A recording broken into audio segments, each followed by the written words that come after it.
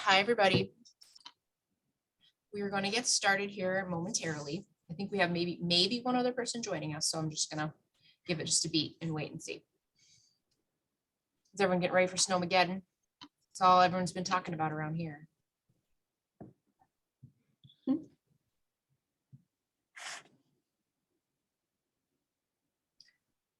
Okay, well, we'll go ahead and get started. I think I know everybody.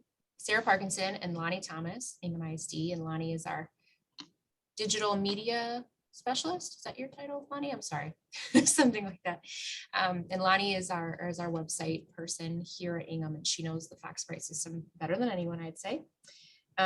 So we're going to give you an overview of how to use the back end of the website and how to update our pages so everything stays updated.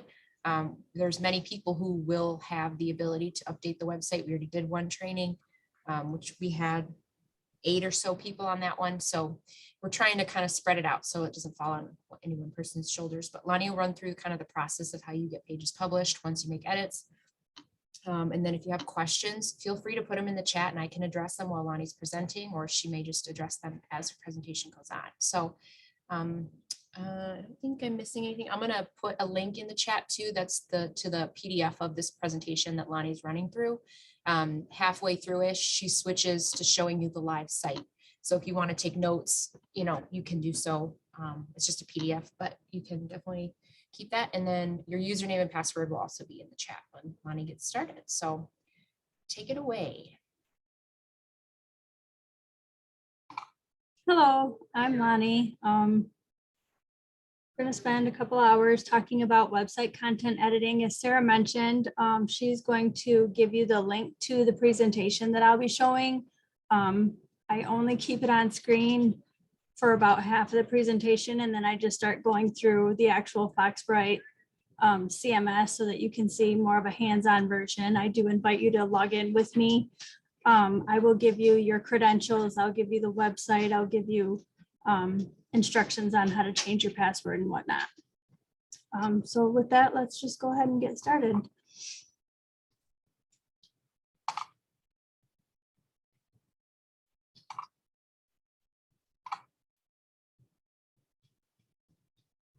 Okay.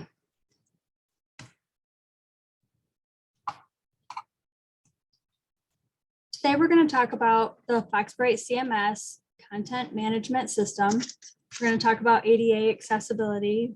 We're going to talk about brand standards and best practices for Mason, access and credentials, the administrative panel, which a lot of people want to skip over, but is actually very useful.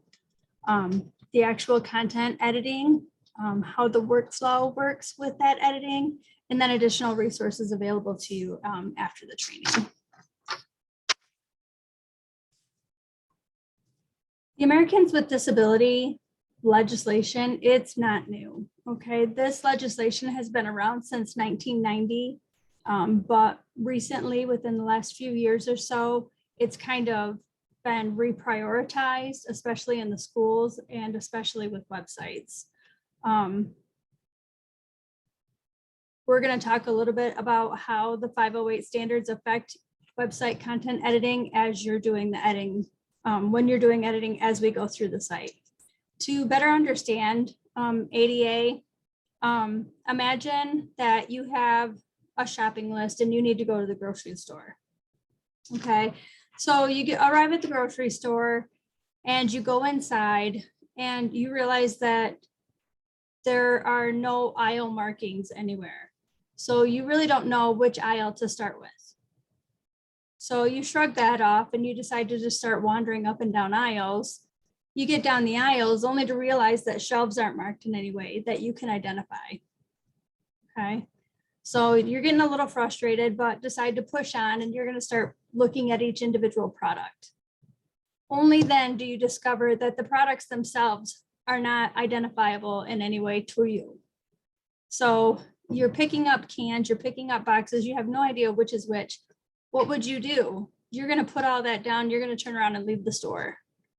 That's what it's like for someone with special needs to come to a website that's not been made ADA accessible.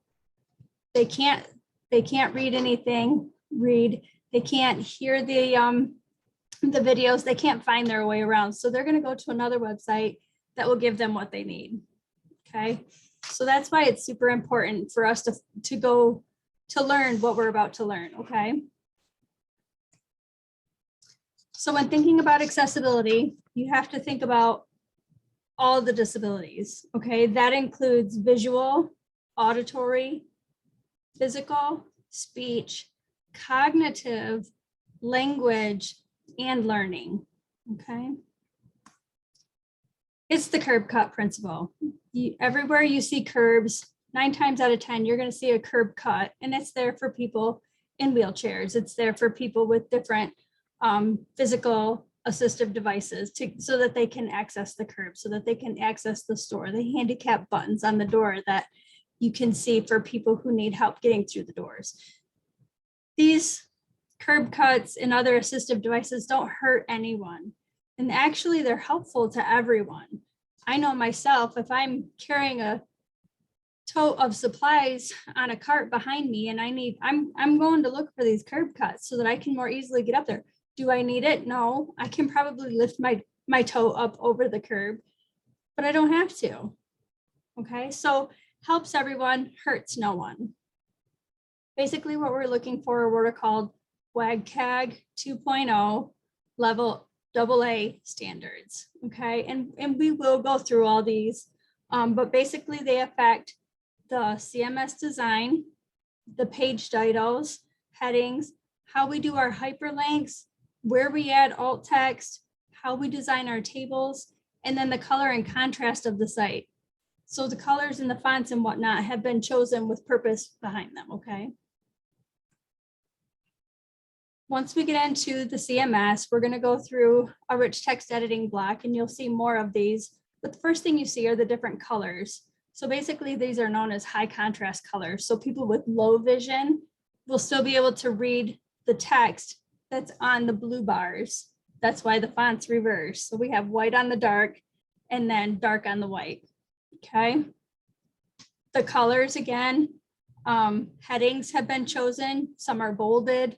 Some are larger. Again, that's making it more highly visible to those with visual special needs. The navigation has been placed in mostly in alphabetical order. This is because the primary audience of our website is not us. It's not even our current families, it's future families. The point is to provide as much information as we can to bring new families into the district. So they may not understand district hierarchy. They may not understand the different grade levels of buildings and such as that. So the navigation has been put in an order that's easy to understand for someone who's new to the district.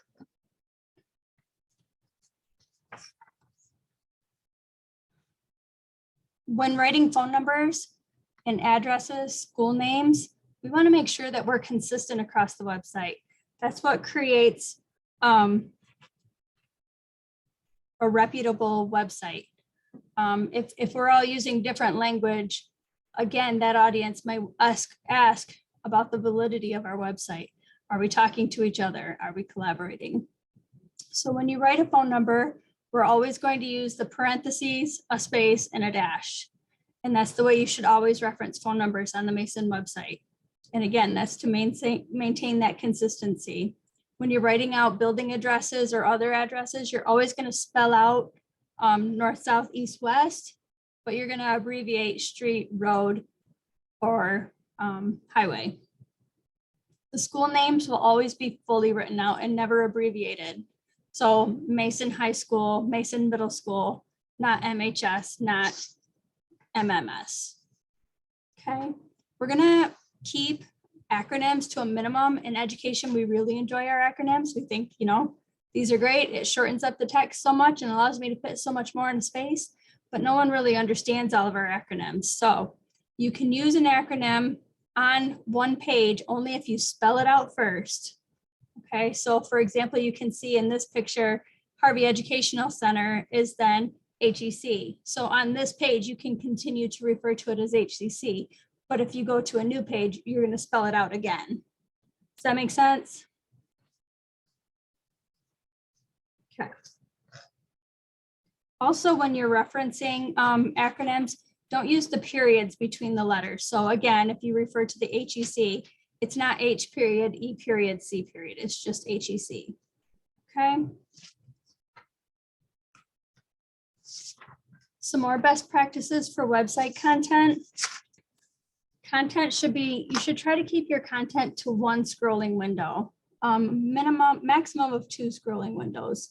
Otherwise, you might want to switch to collapsible blocks, and that just allows us to break the content up into more easily digestible chunks. And we'll look at that more when we get into the editing. You always want to make sure your copy is grammatically correct and written in an active voice. Again, that's maintaining that consistency throughout the website. We don't want to switch back and forth.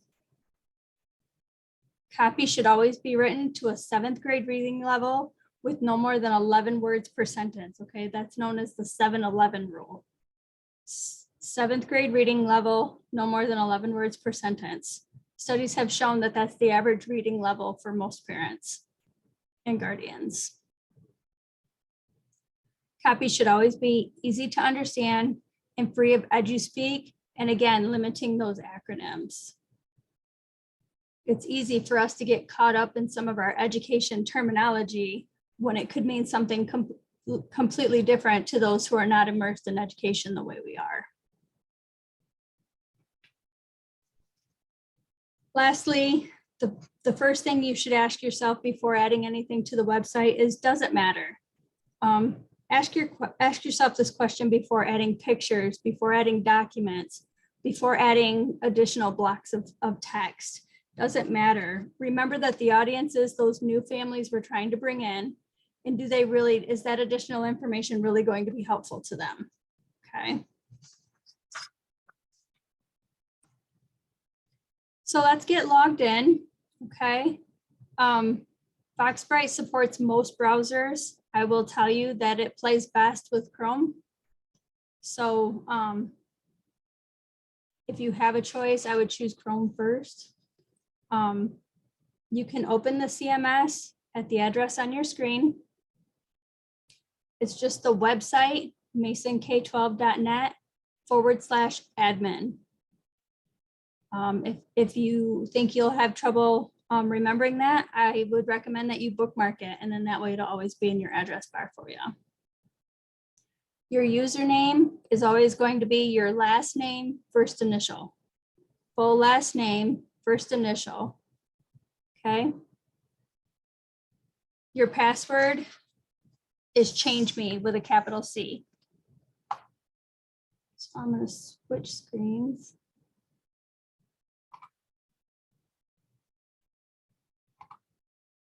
As you're trying to get logged in here, if you have trouble getting in, if it's not letting you in, just go ahead and put a note in the chat and I'll fix it while Lonnie's talking.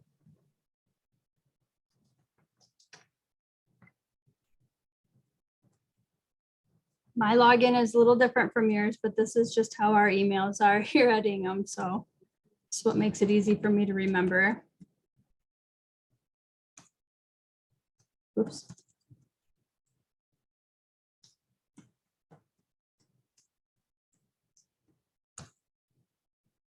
What happened?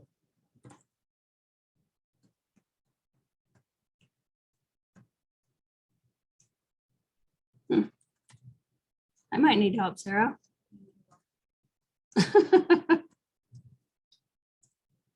Oh, there we go. I must have changed my username and forgot. Imagine me forgetting a password out of, you know, I mean, you guys know. How many passwords do you try to keep track of?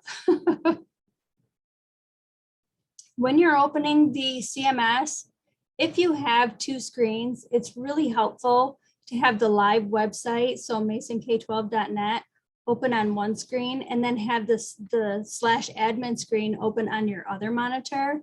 That allows you to see the navigation on the website, and then it will help you to easily follow it in the CMS. I hope that makes sense. It's kind of a where you are and where you want to go. Okay, it gives you that comparison.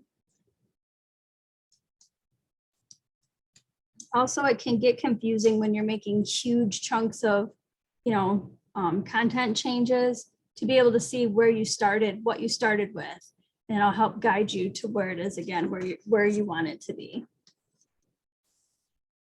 Okay, when you first get logged in, the first thing you see is the administrative panel. There is some useful information here. Right now, maybe not so much for you because you don't know any of the older versions of the CMS. We are currently on the Ellington update, which was basically just a branding change.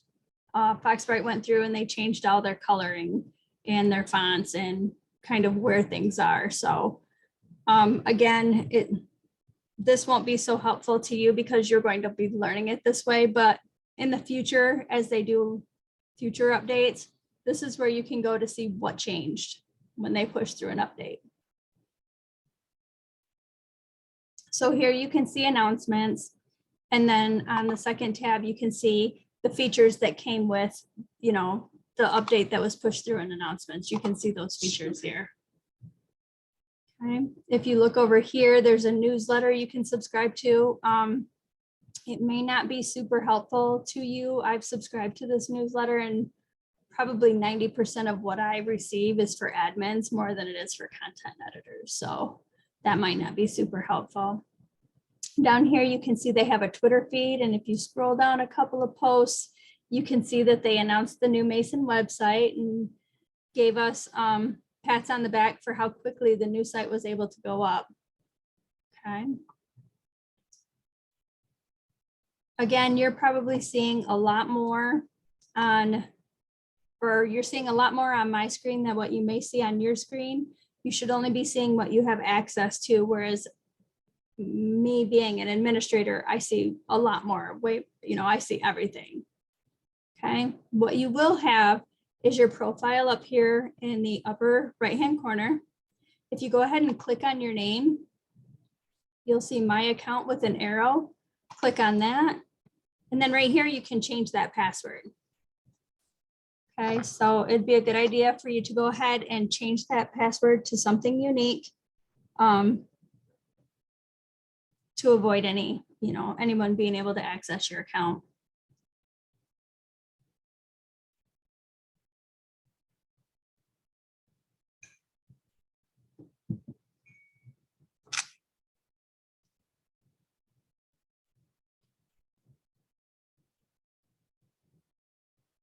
You'll also be able to see your profile tab here. We are not currently using profiles. This may be something we explore in the future, but for right now, these are not active on the site. So you won't need to do anything over here.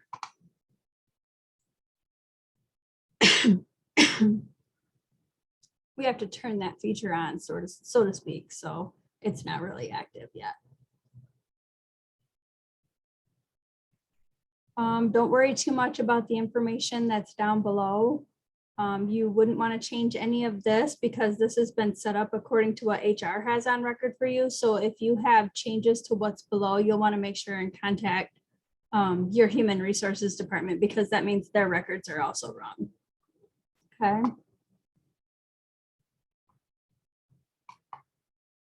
Once you've finished, click save.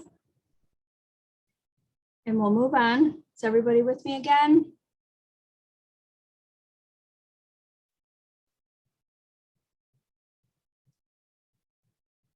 I think that's a yes. Everyone gave me a look. So if you scroll over here to the left, this is where all your tools are. In Foxbright, we call them modules. Okay. Web pages is where you're going to spend most of your time. We won't go through all of these tools today. We're just going to focus on the ones that are currently active. So let's get started with web pages. Oh, I also wanted to mention there is a help button up here. I do recommend that you try reviewing some of these online tutorials. They can be super helpful if maybe you want to go over something that we talked about today again. Okay, you can read through that. I do ask that you not click on the support ticket option. That actually submits to Foxbright. We're limited on how many of those we can submit. So if you have a question, you're more than welcome to reach out to Shannon. She's on our call here today. She is your administrator for the website. So if you need help with anything, go ahead and reach out to her. Okay, so let's move on over here. Now here's where I recommended that you have the website open as well as the CMS, because when we go to web pages, now you should only see the web pages you have access to, but you'll see the navigation is very similar. So this is our main navigation. If we open these menus up, you'll see that sub menu navigation. So you can see where that connection sort of is. Now it isn't true for all of them, because for district especially, we have that family menu and that staff menu, which may be way up top or down below, included here also.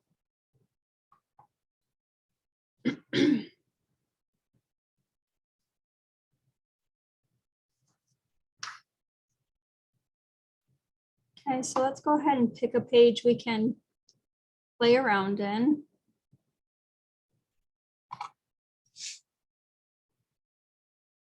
So once you've clicked, you're just going to click, I did that kind of fast, I'm sorry.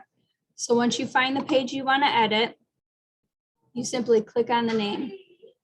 Okay. Click on the name and it takes you right to the CMS for that page. You can pick whatever page you have. The tools we're about to look at will be the same.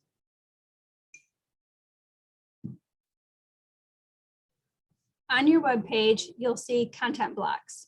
So each of these blue outlines is a content block, and each content block has all of these tools available on it. Okay, this crosshairs allows you to move the blocks on the page. So for example, down here, we have a number of collapsible blocks. Okay, collapsible blocks means that we have this plus sign here. And if you click it, it expands to all the content within that block. Or you can close it up, allowing site visitors to choose what heading they want to go to first. Okay.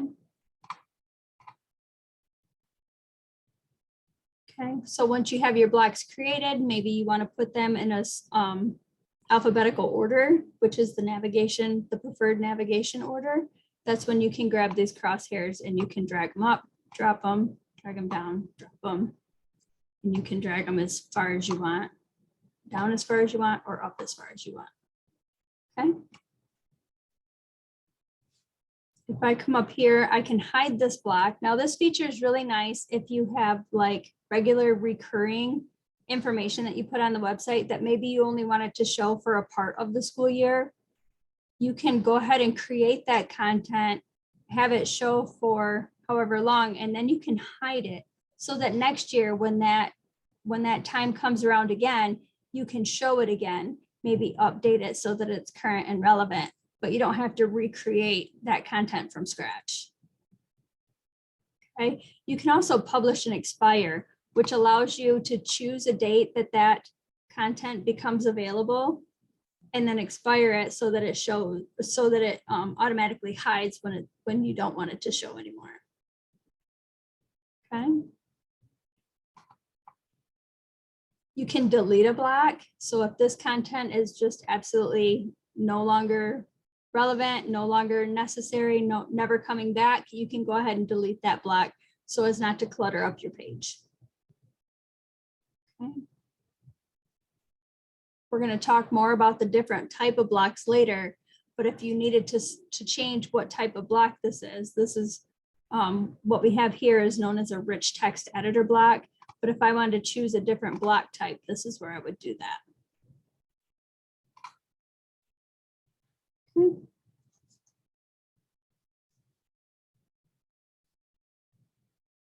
Remember, you want your content blocks to be, your page to be about 1 to 2 scrolling windows. So 1, 2, if they're much longer than that, that's when you want to start using these collapsed blocks to shorten that up. Think of it like a newspaper. People are going to pay the most attention to what's above the fold. Okay. If they're intrigued by what they see above the fold, they may unfold it and read what's below the fold. If it goes on and on and on and they're reading all the way down the paper, they're going to just put it down because that's just too much. It's overwhelming. Okay. So let's go ahead and jump into one. To edit a block, you simply click on the edit button here. And again, that appears at the top of each block. And it's going to open a pop-up window. Okay. So right here's your expand collapse block. Okay, so it's not checked, meaning this is not going to have that plus sign and that bar option. To make it one, you just simply check that. You move your page heading up here.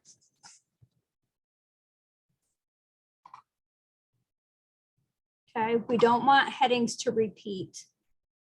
Okay. And now this block, this block is now collapsed like some of the others. If I want it to no longer be collapsed, I'm going to grab my title back, uncheck this block box, and paste my title back down here.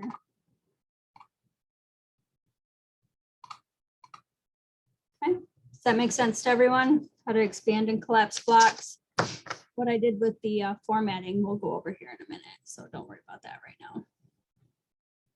Okay, so let's just jump right into rich text editing and all the various toolbars you have available to you up here. Now, these are going to seem very familiar to you. They're very similar to what you may have seen in Word or maybe even Google Docs.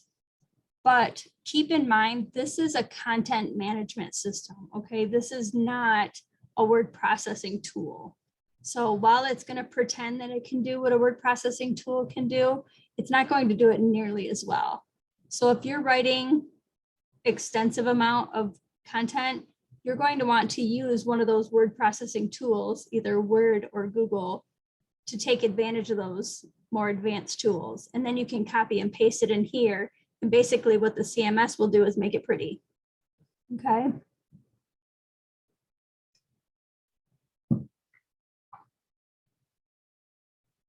So the first toolbar we have is the cut, copy, paste. These are exactly what they say they are. If I highlight a word, I can cut it right out. I can I can paste it back in using Control V, or I can use this paste as word. This one you'll use if you're copying from a word processing tool and you've already formatted your content with headings and hyperlinks and bullets and numbering, all those things. If you copy that content and then paste it using the paste as word tool, it will keep all that formatting to you, but it will automatically snap to the CSS that's built into Foxbright. So much the same as these titles are already a certain color, a certain font, a certain size. It's going to snap to that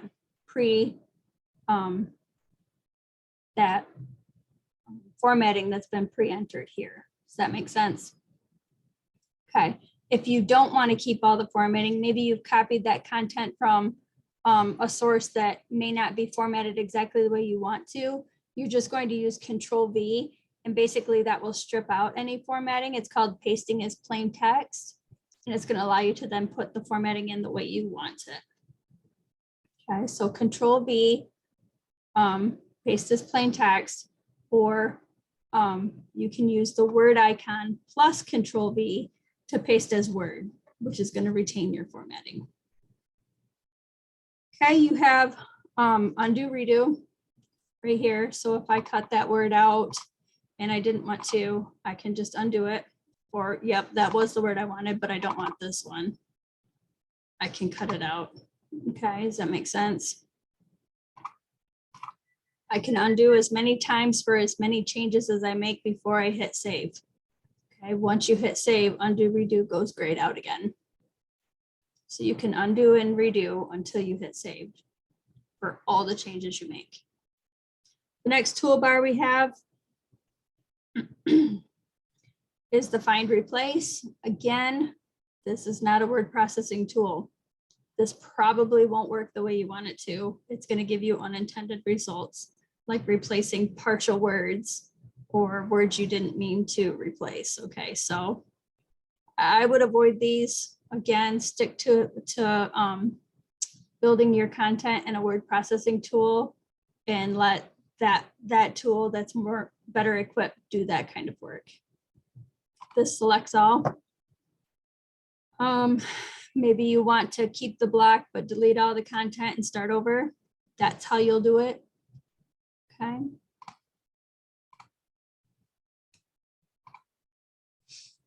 All I did was click in the box to make it no longer highlighted.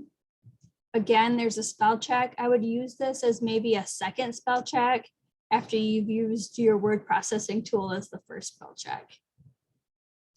Okay.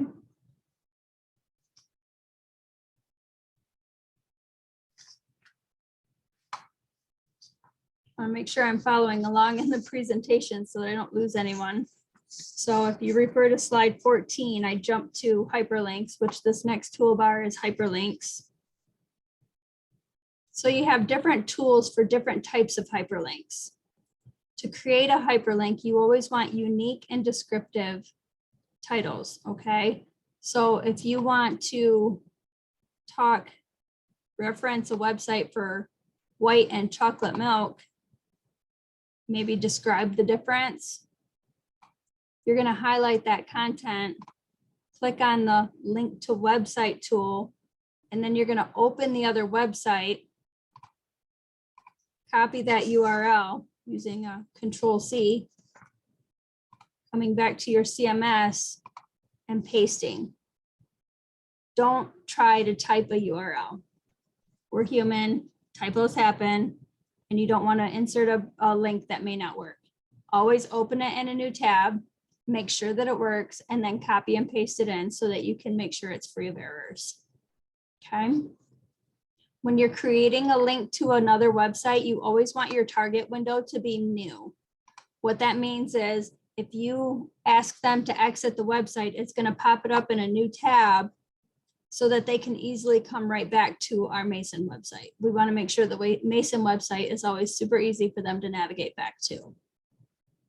Okay. Then you click OK. And then here you can see it changed the color and it underlined it. Underline always means URL. So never use underlining anywhere else in your content except with URLs. Okay. Never use click here text. Okay.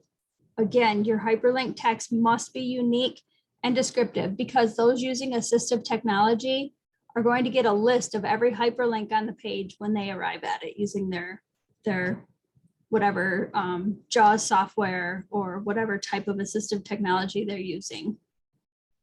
If they receive a list of click here, click here, click here, they have no way to distinguish one click here from another. It doesn't tell them what that hyperlink is there for, doesn't tell them where it's going, and it's not helpful to them at all. So we're going to avoid that type of language.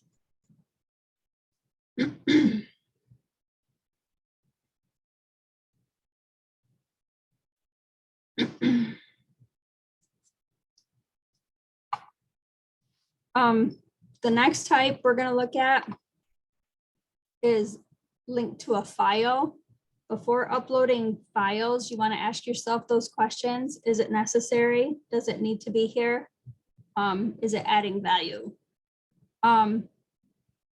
Sometimes we don't really need to upload a document. Sometimes that document just needs to be content on the page.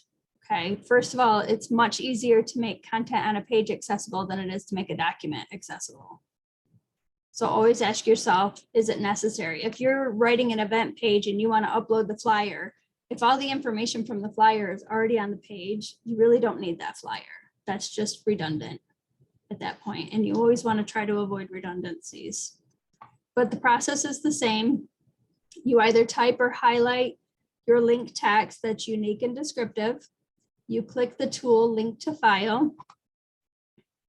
You can either navigate to a folder if the file has already been uploaded, or you can add a new file. Choose your folder. The folders you see should be folders, only the folders you have access to. Okay, if you don't have a folder that you need, let Shannon know. The goal with the folders is as many as you need, but as few as possible, because we don't want to make them too difficult to navigate.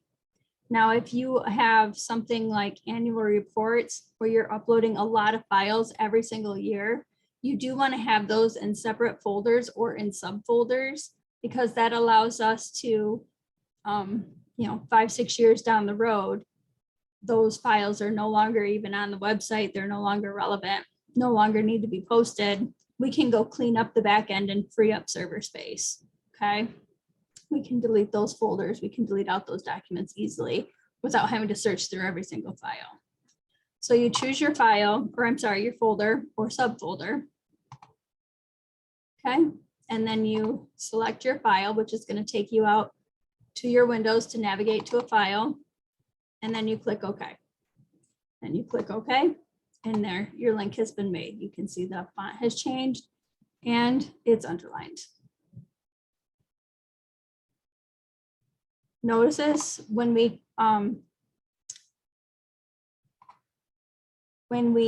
use the different tools, the target window for this one is also new.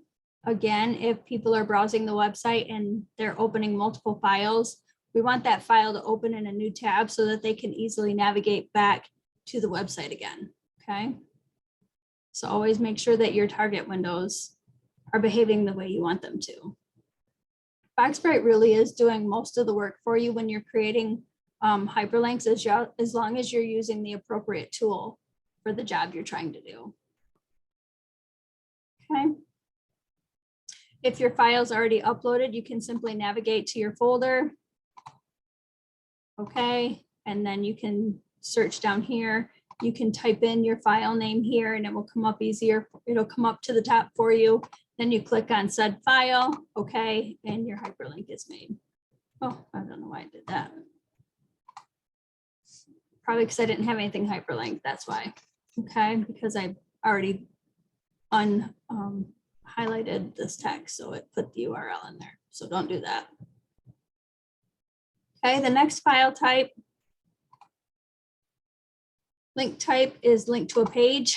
This is when you want to link to another page on the Mason website. Notice the target window is now the same because we don't want people who are browsing our website to have, 100 different tabs open for every page that they go to. We just want to keep one tab open for the Mason website.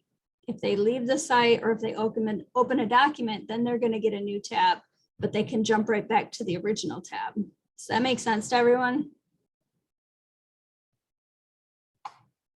Okay, to select a page, you're going to follow the same navigation you followed from the web pages that we showed you at first. You're just going to choose the main menu, open the menu for the sub menus, and then choose your file, highlight the one you want, click OK. And then there's your hyperlink. Okay. Lastly, we're going to choose link to email. You can see here, it automatically opens up the email tool. You can type in the address that you want to link to.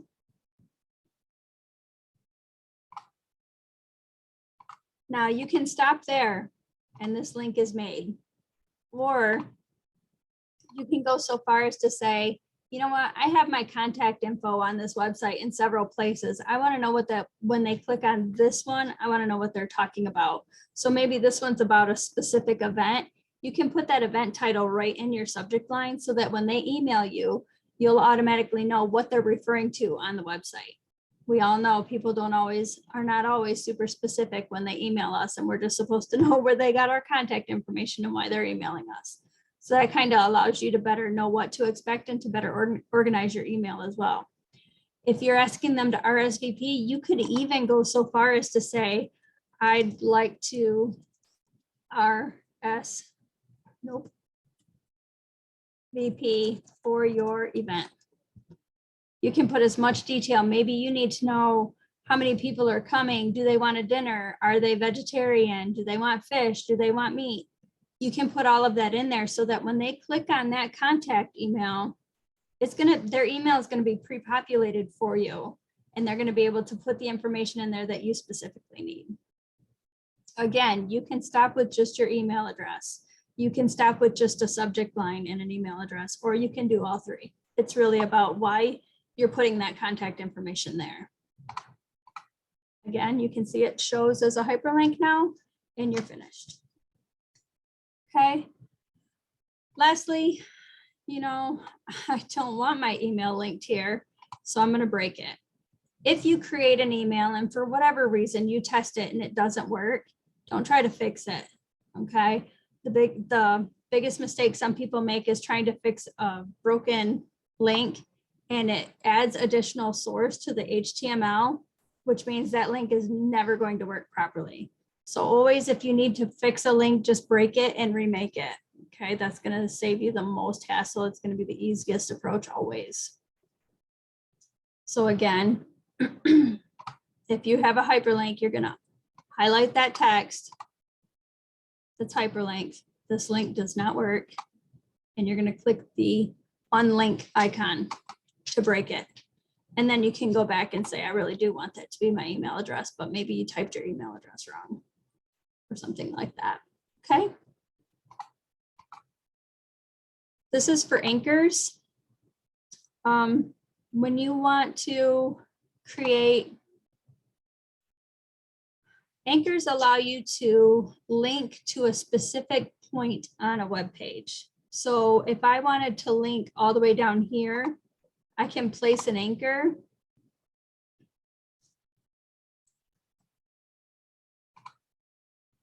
And then up here, whoops, I can create a link to my anchor. Does that make sense? So this is useful when you have that two scrolling links of content to quickly link to something you're quickly referencing here. For more information about lunch menus, visit lunch menus, and it's going to automatically take them down to that additional maybe cost, whatever that information was. Does that make sense? Another time I've seen this used is when people have like a table of contents, so to speak. So they have all these collapsible blocks below, and they want to quickly be able to take people down and back up to the top of the page. You can use links and anchors. We don't use these very often, so it's an option, but I don't see them used very often. Okay, any question about hyperlinks?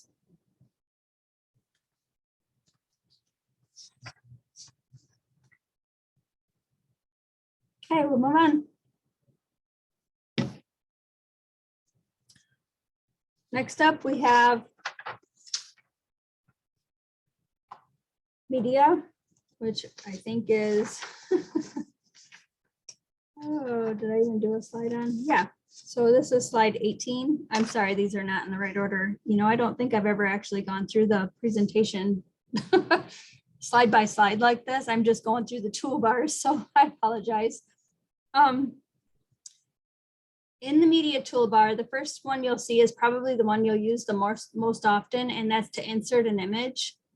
What you want to do to insert an image, again, you're asking yourself this question: why am I inserting this image? Is it necessary? Is it adding value to the page? You're going to create a space for it.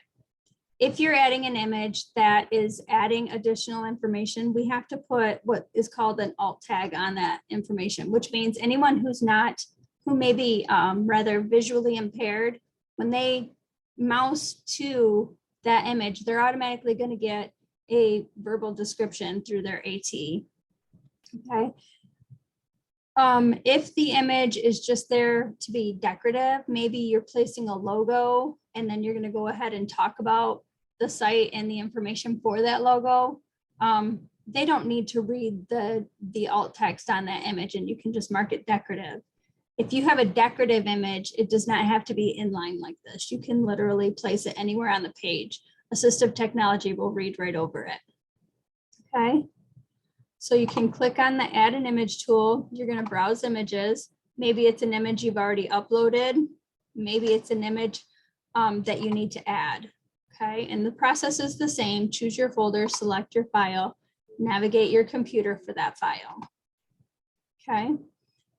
If you want to, if the image is already uploaded, you always want to link to an image if it's available, because then if that file gets updated, you're automatically going to have the most updated version of that image. If you start over. If you upload an image multiple times, you're going to have multiple versions of that image. I hope that makes sense. Okay, so we're going to click on an image. Then we're going to click OK. And then here we get to choose. Do we need to alt tag this, or is it decorative? This is a logo. We're talking about Mason Bulldogs. We're likely going to go on to talk about Mason Bulldogs in the content, so we can mark it decorative. Otherwise, this is how you would tag it. Now, when you're thinking about a tag, you have to ask yourself, why am I putting it there? You could be adding an image that could be interpreted 10 different ways, depending on the context. It's the context that matters in your alt tag, okay? If I put a picture of a house up here, I don't need to describe it like a realtor would. You know, yellow house, single family, 2 bedrooms, 3 bathrooms. That's not likely the reason you put a house on your education page, right? That house is serving another purpose. So describe that purpose, okay? You can change the size of it. To do so, you want to make sure first and foremost that this padlock looking little icon here is closed. So that's what it looks like open. This is what it looks like closed. This locks your aspect ratio, okay? This means I can come over here and I can change this, and you can only go smaller, okay? You cannot go bigger. If you try to make an image bigger, it's only going to get grainy. We can't make a high resolution. We can't make a picture high resolution if it's not already high resolution, okay? So only go smaller. So if I wanted to change this to 50, you can see that the height automatically changed as well. If I unlock this and I change this to 40, you can see the height did not change, and now I have a squished image. Okay? We never want to squish our images. Okay, undo. Start over. Okay. Alignment, if you have to alt tag it, the alignment is always going to be not set. If it's a decorative image, you can change it, which is going to allow you to shove it to the left, shove it to the right, or even center it. Okay. Click OK, and then here's your image.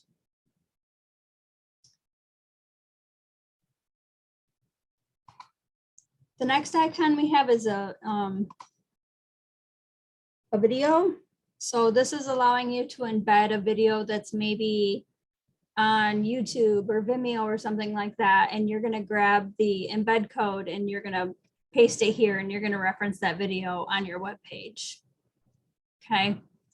Before you embed any sort of video, audio type files, they have to have several ADA components to be posted, okay?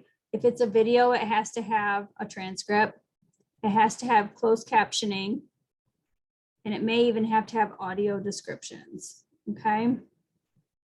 If it's just an audio file, it'll have to have a transcript, it'll have to have audio descriptions. And it's depending on how the file's set up, closed captioning, but always ask someone who's familiar with video accessibility before you post any videos, okay? Font awesome. These, you know, you're gonna click in here and you're gonna think these are kind of fun. You know, I can put a play button. I can put a, you know, star, okay? At Mason, we have reserved these for web design only. So we're not using them in our content. We're only using them in the design of the website. Okay. So as fun as those look, for now, we're going to avoid using them. Snippets. Snippets are helpful ways to add interest to a list. Okay, these are not required, they're only helpful. So say you have a list, we have a list here, and these are all external links. So I can place my mouse cursor here rather, I can click on snippets and I can say, this is an external link. Maybe this one I want is actually a PDF. So I want to let people know ahead of time, this one's a PDF. This one's going to take you to another website. This one's going to take you to a document. Maybe this one was an video. So when you have a list of hyperlinks like this, it basically just lets your visitors know this is what to expect from this hyperlink. Okay. Now you're going to see a lot of snippets available to you, including Word, Excel, PowerPoint, and some Google Sheets and Docs. Okay. These are not accessible. To make them accessible, Mason would have to offer all of this software to every visitor that came to the site. I'm not sure about Google, but I can tell you Microsoft Office Suite is super expensive. There is no way we can afford to offer Microsoft Word software to every person who may want to click on that link on a public website. So we cannot use those. We cannot place documents on the website that are not a PDF. Okay, we're going to really want to try to stick to PDF documents. Now, Sarah, you mentioned last time there's some exception with Google Drive. Yep, so with Google Drive, or Google Docs, Sheets, and Slides, those are permitted. There are add-ons, I think they're called add-ons in the toolbar on Google. Grackle Docs, Grackle Sheets, it's a tool that somebody developed that allows you to run an accessibility checker on those types of materials. But what's more important about those types of materials is just your sharing settings. So you want to make sure that you have them locked to the public. You don't want people getting in there, updating their content, and then all of a sudden someone's address and phone number is there for everybody to see. So just make sure either force a copy or create it as a view only or something like that. And that'll kind of fix that issue, as Lonnie was saying. It's what she was discussing about having to offer the software. That's like Office products. Adobe has a free Adobe Reader that is out there. So that's why we always say you can use PDFs, because at least you know that you can run an accessibility checker on it and you don't have to pay for software for the whole district. But in Word, people can download it, they can manipulate it and make it fit whatever they want it to be. So that's kind of why the difference there. Okay, moving on. Your next tool available is an audio player. Again, we just kind of talked about that briefly. You can either, select a folder and reference an audio clip that's already been uploaded, or you can add one, the same as we've been doing. Again, these audio clips have to have the proper accessibility components included before you can use them on the website. And then lastly, that same video player, consult Shannon and make sure that whatever video audio file you're using, it has all the requirements for ADA. The next toolbar we have is tables, which is slide 19.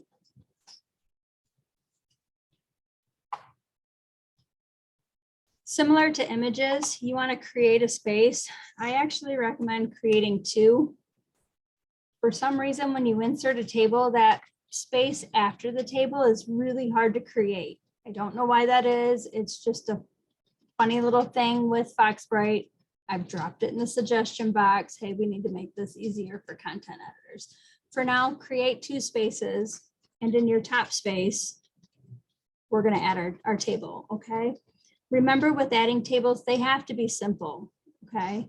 Whether you're using a table to be linear information or tabular information, we have to add labels as appropriate. So to add a table, we're going to click on the table tool. We're going to decide how many rows, how many columns we need, and then we're going to decide those headers. Is this linear data that's just going to be read straight down? Maybe we only need the first row, which is going to give us labels across the top? Is it maybe first column that's going to give us labels? Everything's just going to be read straight across. Maybe we want that first column to be our labels. If it's tabular data, we need both. And what that means is assistive technology will be able to identify both the column and the row before it reads the information in that specific cell. Does that make sense to everybody? If it's linear data, it's either first row, first column, whether you want them to just read straight down, or first column if you want them to just read straight across. If it's tabular data, meaning I need this label and this label, column and row before they'll understand the data that's in that specific cell, then you have to use both. Okay. You can choose whether or not you want to have a border. 0 means no border, but even if you choose 0, it's still going to give you some grayed out outlines so that when you're navigating it in the back end or editing it, you'll be able to see where the individual cells are. But a lot of times if you're doing linear data, you may not want borders there because they don't need to know which row and which column goes with what. Okay, the larger this number is, the heavier the line weight. That's pretty much how that works. Your alignment is always left, but for some reason this doesn't really work. Your headers are going to center align. And again, I've asked Foxbright to fix this, but they need to always be left justified for assistive technology. Your table width is always 100%. The reason for this is this website is built on a responsive design. Responsive design means, I'm gonna just get out of here for a second.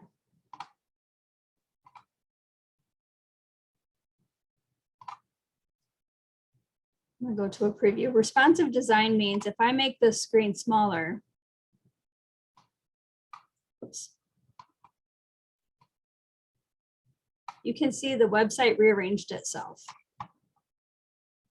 It moved everything into a single column sort of line so that everything on the page can still be read. Okay. Now, because of this, when you're building your tables, you want your table to automatically respond if they're looking at it on a smaller device or a full, computer screen. You want that table to be able to resize and restack properly. So your table width always has to be 100% of the column you're building it in. Okay, for this page particularly, it's this full width right here, 100% of this width.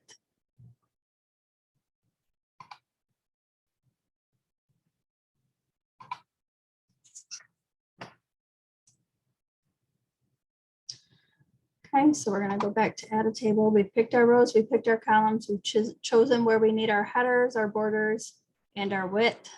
You can play with your cell spacing here and here, but I'll show you an easier way to adjust cell spacing. This can get very confusing because it's pixels. Okay, you have to give your table a heading. So if you add that, you have to add it here. And then you can click OK.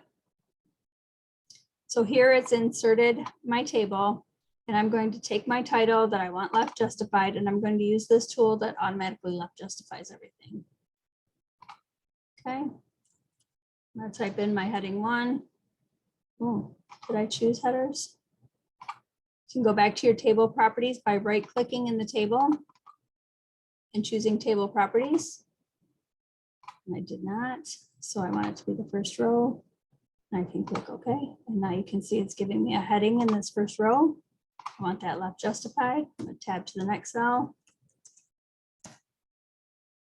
And left justified. Okay. Now when I type down here, you can see these are not bolded because they're no longer header. You're no longer in the first row, which is a header row. Okay. If you want to adjust, it's going to automatically give each column equal distance, and it's going to give you each row enough space for the font you're using. If you want to change that, you can go, you're going to inside the table, you're going to right click and then go to cell, You can insert cells before, cells after, but remember with a table, it has to be very simple. We cannot split cells, we cannot merge cells. They have to be one cell per column and row, always. Very simple, okay? And you're not allowed to leave cells empty.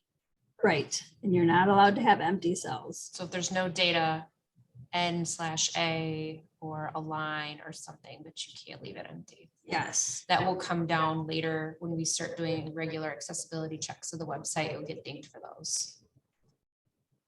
Okay, so to change the size of those cells, you can go to cell properties and I can say, I want this to be 25%. And I want this to be the remainder. Does that make sense? If I had more than 2 columns, I could set those percentages accordingly. Maybe I want this to be 25% and I want the second column to be 50%. And then I want the last column to be the other 25%. Does that make sense? That's the easiest way to adjust your column sizes. Okay, you can insert rows and delete rows by right-clicking and going to row. Same for columns. If you want to delete the table altogether, you right-click and delete table. Any questions on tables?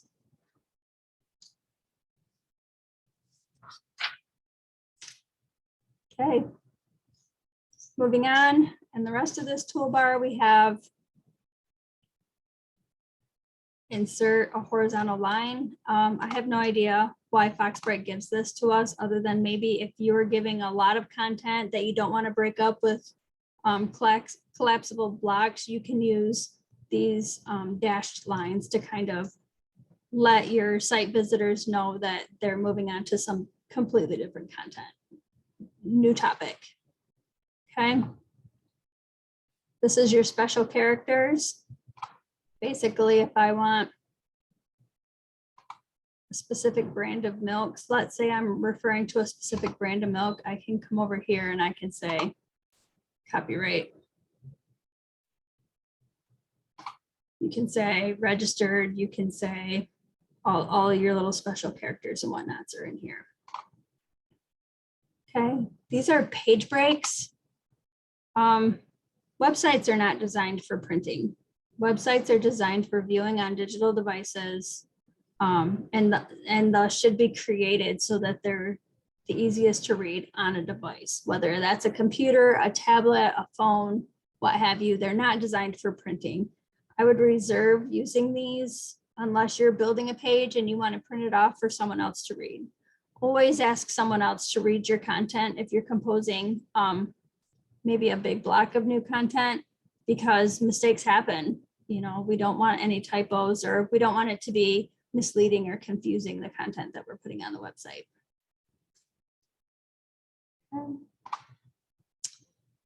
Next toolbar, this just maximizes your workspace. So it's a toggle. Either you work on it like this, or you can turn this on and you can use your whole screen. This is nice when you're building a lot of content and you want to be able to see as much as possible, because it allows like your sentences to go the full width of your screen versus just the width of that window. I'm just click it again to turn it off. This tool allows you to see all the different paragraph sections. So every time you hit a hard return, which is just to hit your enter key, you can see that it adds those breaks in there and you can see where those are. Sometimes we need white space. Now the CSS, the cascading style sheet, has built in, if your paragraph spacing is space and a half, or 1.15 or something like that. If you hit a hard return, it automatically gives you a space and a half. Okay, sometimes you don't want to use hard returns to create white space, because people using assistive technology will hear each of these marks. Okay, they're going to hear that when it's being read to them. We don't want them to hear a paragraph break with nothing after it. So if you need to create white space without creating auditory clutter, you can do a soft return. Okay, so you can hold your shift key and then hit enter, And you can see it creates an extra line of white space without creating any characters that can be read. Okay, this isn't something you want to do often because you don't want to create too much white space on a page for people who do not have, visual impairments. If they see a lot of white space, they're going to assume you've finished, the web page is ended, and they're not going to continue to read on. Does that make sense? Okay. Sometimes I know, like even with your tables, they'll kind of crowd up into the paragraph above them or below them, and you can use that soft return to create that little bit of white cushion before you move on to your next block of content. Next toolbar, we have our source code. Unless you know HTML, I really wouldn't go into here. You can delete codes from here that will completely change the look of your page, and we can't get it back. So I would reserve that unless you know HTML. You can use this to print your page. Again, if you want to ask someone else to read it for you, proofread it, you can print the page and ask them to review it. Oops. This toolbar works pretty much exactly the way you would expect it to. I can bold it, I can italicize it, I can strike through it, I can make it subscript, or I can make it superscript. Okay. I don't want that word to be any of those things, so I can clear all the formatting using this tool. Okay.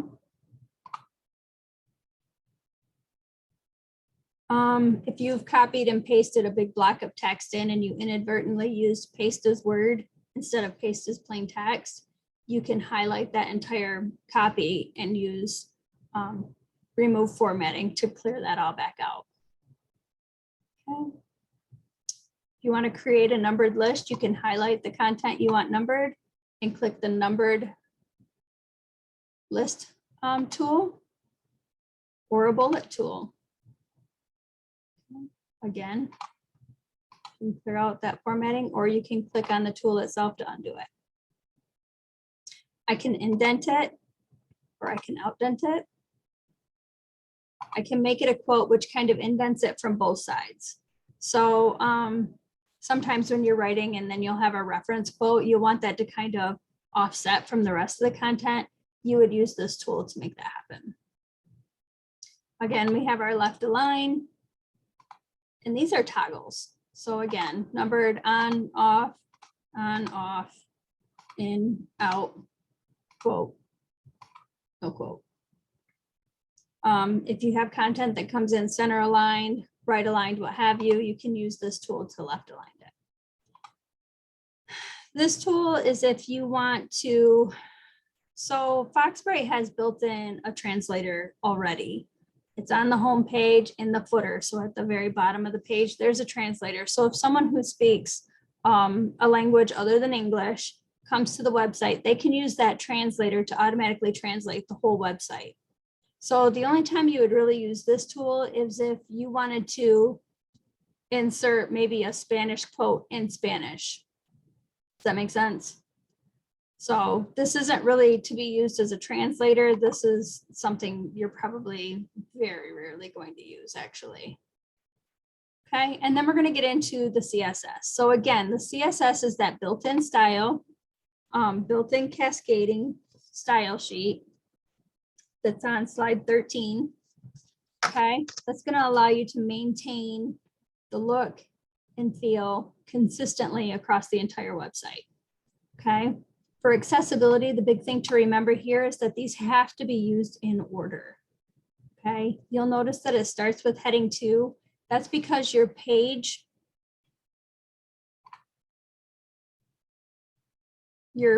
title is heading 1, and heading 1s can only be used on the page one time. So we've gone ahead and made that not available to you here. Okay, you have to start with heading 2. So think of this as if you're writing a paper and you're writing an outline, okay? You're going to use these the same way you would use an outline. If you're using this as a collapsible block, as we've done here, this is your heading 2. If I were to make this a subheading of heading 2,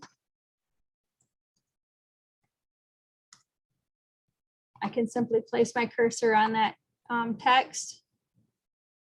And I would make it a heading 3 because we want it to be sub-content to the main content that we already started. Does that make sense? And if you have, like if you start off with your capital A and you go to your number 1 to your little a, just like you're following an indent, you're going to use heading 2, 3, 4 on through 5, 6 accordingly. Okay. Now you can start back over with another heading 2 and then go to another heading 3, heading 4, as you would with an outline, but you can never go from a heading 2 to a heading 4 back to a heading 3. Does that make sense? They always have to be used in order, just like you would on an outline. Okay. If you don't want it to be a heading at all, you can use the paragraph and it changes it right back to just normal text font. Intro paragraphs are what we've used on each page as an introduction. That's the only time we're using that.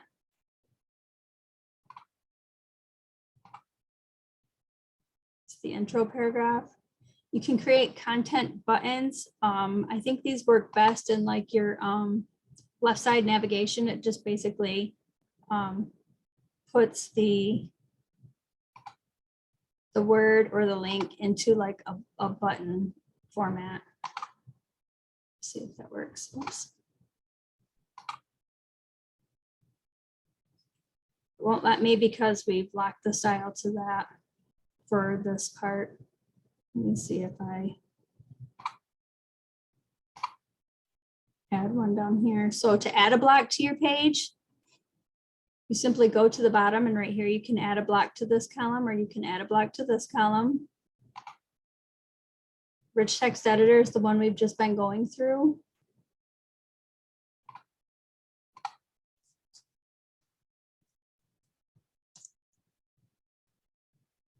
I want this to be content button. It's not working. So this didn't work for us last time either. And I put in a request to Foxbright, so I will double check on that. Basically what it would do is kind of make it like the dark background, blue background with white text on it. So it kind of looks like a button you might want to like go click on. Does that make sense? Apparently it's not working right now, so we'll see about getting that fixed for you. To delete a content block, you can click delete, confirm, delete. Once it's gone, I can't get it back, okay? Any questions on rich text editor blocks? Any of this? Before Lonnie moves on, I'll just let you guys know, this is probably going to be where you spend the majority of your time, just editing content, updating text, adding files. She went through a lot, but it's going to be very easy when you just start playing with it. That's going to be kind of the easiest way to learn what all these tools do.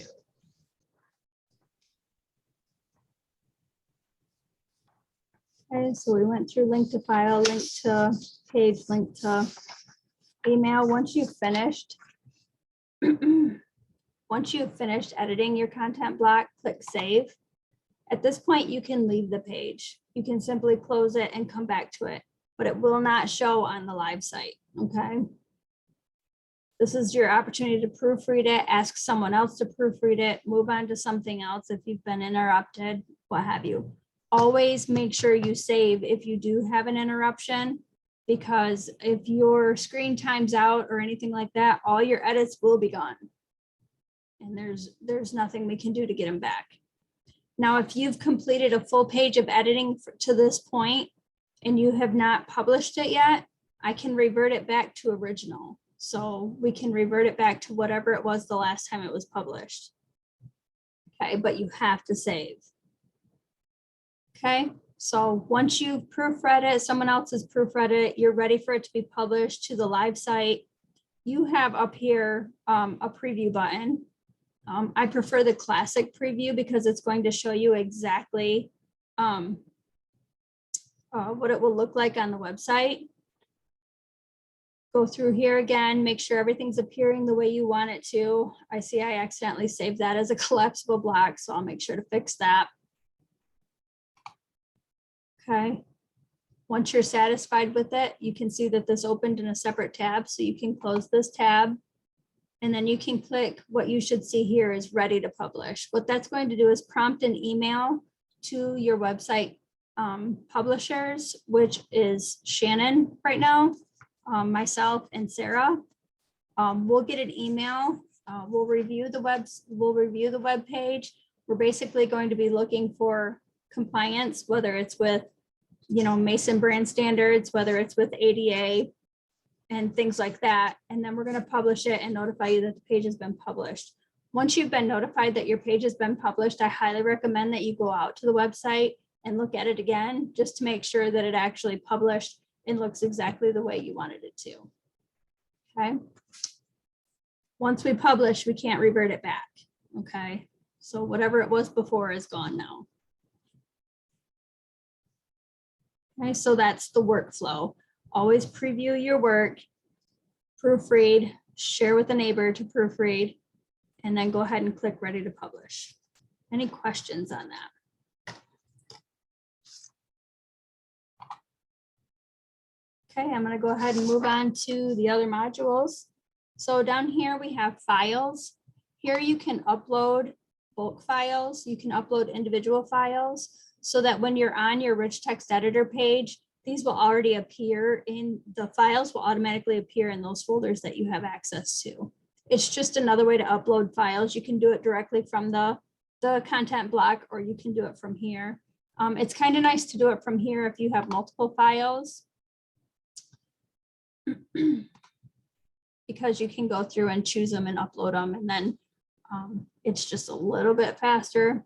You still have to kind of scroll through your folder on your page and find them and link them. So it's really just a matter of preference. If you have files already uploaded and you want to edit them, you can simply click edit. And here you can upload a new file, and it's going to automatically upload wherever you have it referenced on the website. So everywhere that you've linked to this image, it's going to update with the new image that you've just uploaded. Does that make sense? Just don't change the name. If you change the name, it's not going to update across the site. It's going to create a new file. Does that make sense? Okay. Photo galleries. I think we only have one place on the website right now where we're using a photo gallery, and that's on the bond page. And this is what's known as a photo board. So if we jump back onto the bond page,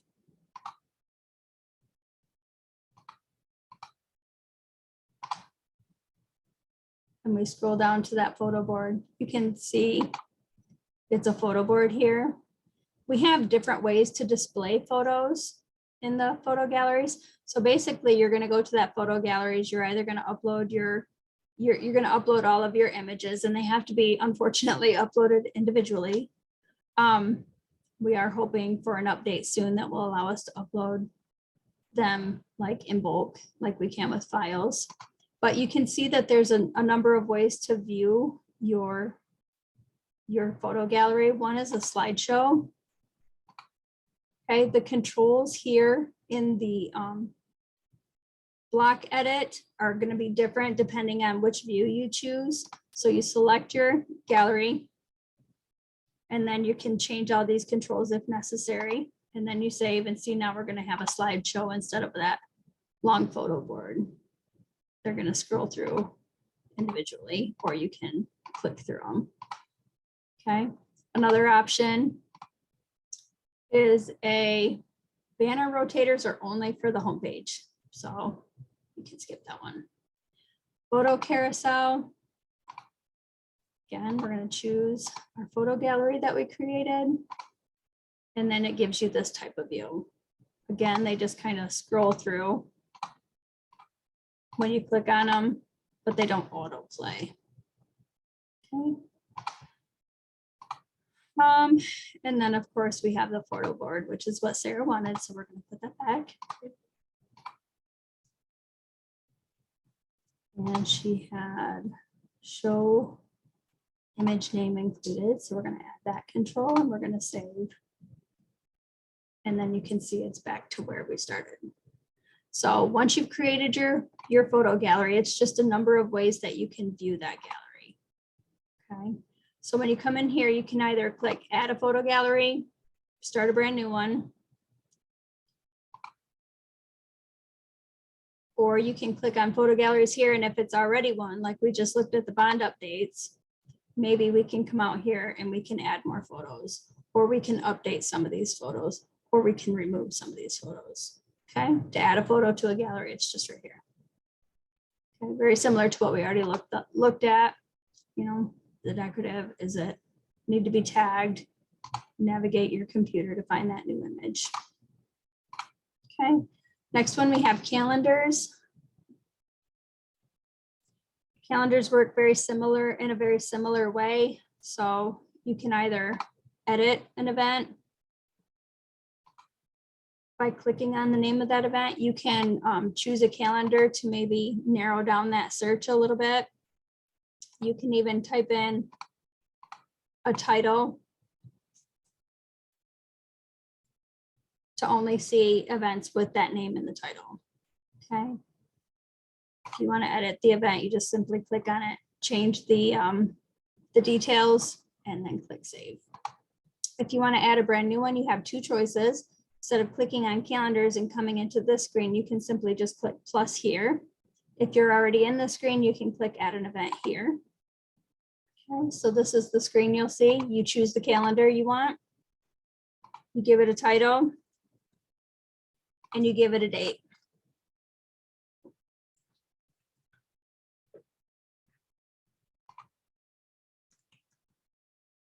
Okay. It can either be an all-day event, or you can uncheck this box, or it can be a multi-day event too. So you can change this to. Okay. And then you can give it specific times. Those are the only things you have to do to create an event. You can click save from here, and that event is going to show on your calendar. Okay. If you want, you can add additional information, like maybe there's a cost associated with this event. Maybe you want to add a location. Maybe you want to attach event flyer of some sort. Maybe you want to give a little bit of a description here, and you can even add like a hyperlink out to the event page if you have one using your tools. These are the same tools we just went over in the rich text editor. Okay. Then you're going to want to take a look at secondary calendars, and you're going to say, okay, I'm adding this to the Aladdin Elementary, but this is really for all of the elementaries. So you can go ahead and share this on North Aurelius and Steele. And if you could, please always select the district. We want all events to show on the district calendar. Okay.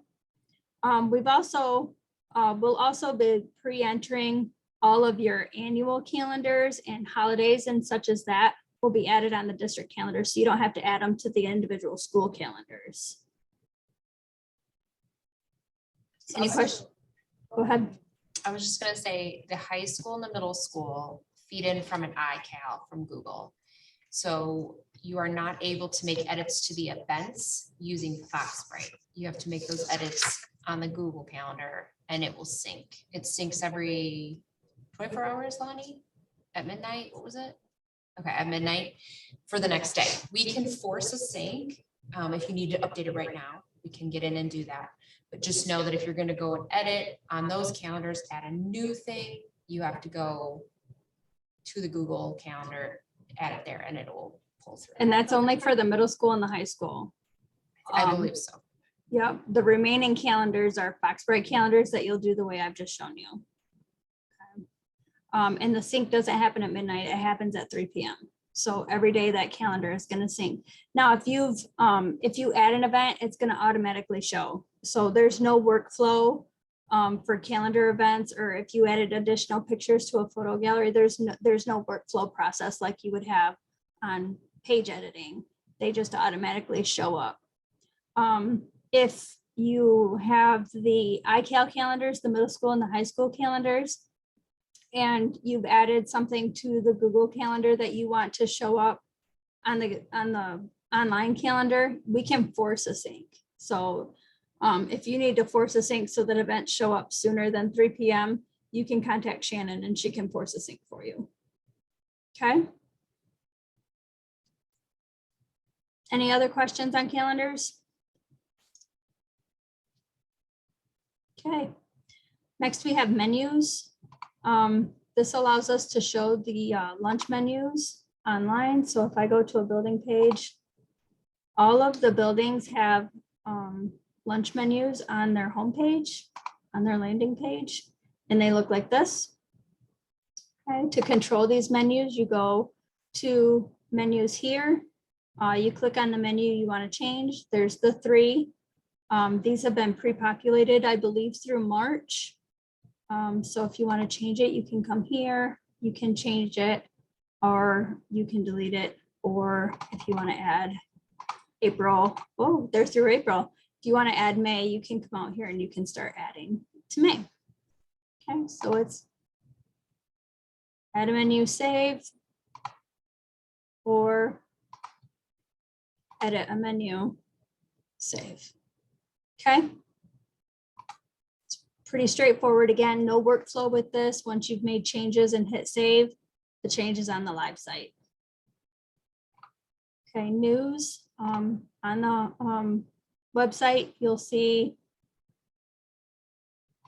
each of the building pages have announcements here. We also have news on the homepage. Here. This module is controlled using news. So again, you can add here or here. You can edit by clicking on the name. We'll go to add. You select the news feed that you want to post to. You give it a title. Once you've added the name, you'll see that a lot more fields populate down here. You can give it a title. Everything with an asterisk must be filled out. Okay, so you have to have a published date. And you have to have an archive date. Now, if you don't have a specific archive date in mind, like I want to put this announcement out there, but then I want it to go away tomorrow, I want it to go away next week, I want it to go away next month, then you can set that archive date accordingly. If you don't really have a specific archive date in mind, the standard is a year. So, okay. From there, you're done. Okay, we're not changing anything down here. From here, you'll go to details, and this is where you're going to add a summary. So this is the little teaser bit. So like right here, this is the summary. Now, if I click on more, it takes me to the full article. So right here, I'm going to add my summary, maybe the first 2 to 3 sentences of my article, and then I'm going to add the rest of the article down here. Okay, and that's what's going to give it the from that teaser to the more full article. Okay, or those 2 different detailed posts, summary and details. These tools are exactly the same as those we just went through in the rich text editor blocks. So you'll use them the same. Media, we're not using it this time because it's not showing the pictures and videos and stuff in the news post where we want it to. We want it to show at the bottom. So if you have pictures that you want to add, you'll add them to the bottom of your detail post. Does that make sense? So you'll just use your insert photo and you'll go through that process the same as we just went through. The media tab puts the picture first. So if you were to come to the article, you would have picture right here instead of your teaser, and that's going to quickly fill up pages. So we don't want them to look like that. Okay, and then you're going to go to secondary feeds. If you're adding a news announcements to a building page, we want you to also add it to the district page. So we're going to go down to MPS newsfeed always. If you're adding a post to an elementary school and you're like, oh, I want them on all the elementary schools, you can add it to all the elementary schools. Okay, does that make sense? Okay, moving on. Spotlights. Spotlights, again, if we go to a building page. Sorry, my system's so slow. Must be it wants us to go home. Down here, we call them highlights on the building pages. The tool is called spotlights. They scroll. So for this page, they have more than 4 on the page. So you can see they're scrolling. There's 4, and then there's a 5th one. So they'll just keep scrolling back and forth.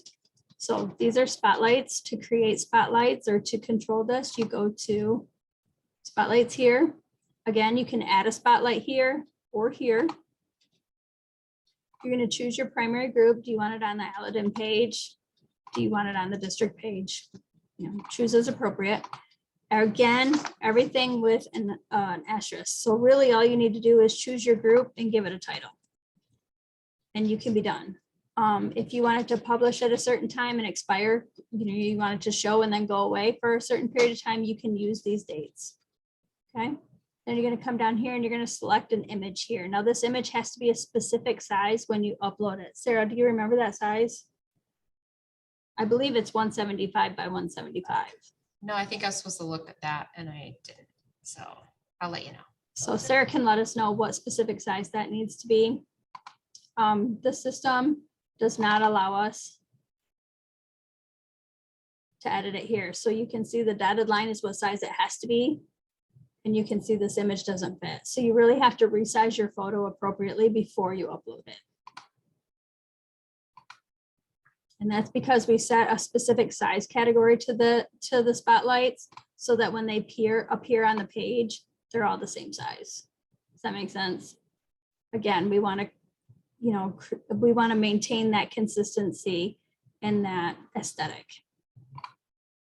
Okay, so once you have your image, again, you have to ask yourself, is this conveying additional information than what we put as the title? If so, give it some alt text. Otherwise, you can mark it as decorative. And then you're going to add a link. So here you can either open a web page, again, making sure that the link works and copy and paste it in, or you can say, I want to connect to one of the pages on the Mason Public Schools website. And you're going to follow those menus. And you're going to choose appropriately. Okay. Do you want this link to open in a new tab or the same tab? If you're linking to the website, you want it to open in the same tab. If you're linking to an outside website, you want it to open in a new tab. Okay, same rule as with the other hyperlinks we talked about. Okay, then again, you have that option for secondary links. If you're adding it to Aladdin, maybe you also want to add it to North Aurelius and Steele. Okay, you don't have to, it's an option. Any questions on spotlights? Okay, from here we have forms and jobs, and these are modules that Mason's not currently using, so we're not going to go into them too much, but if they ever do come, you know, become needed, then we'll offer training at that time. Any general questions? That's pretty much Foxbright CMS in a 2-hour nutshell. Does anybody have any questions about the whole thing whatsoever? We did get a question last time, just about if you're representing a building and you're the only one here, are you expected to now be the website person? Yes and no. So we would love for you to get in there, start making changes, play around, but there's going to be a transition period where you can reach out to us, ask for support, and we will be happy to help. Eventually we'd get to the point where that will be your responsibility to update. We can come in and make changes to the back end. We can help move stuff around, but content editing is generally going to be your responsibility. And if you need access to other pages that you don't currently have, just let me know. We did best guess when we started adding permissions, so.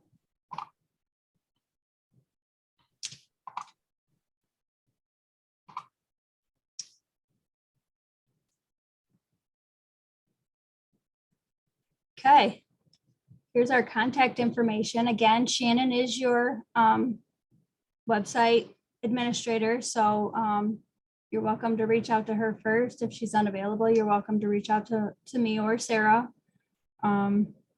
Thanks for being here tonight. Thanks, Lonnie. Thank you. Jessica, your question, yes, we'll let, I think, everyone know who else is an editor. So you guys can all kind of work together if you need to. If someone's in your building, at least you know that they have access. And I think that'll be good for everybody. And Matt, before you leave, we gave you permissions to every page, but you still publish the same way that a different staff person would, so it gets approved. But we thought you should have access at least to every page, just in case. Thanks. Mhm. All right, well, I hope everyone has a good evening. Did you have a question, Marcy? Nope, just thank you. Okay, thank you. Appreciate it, everybody.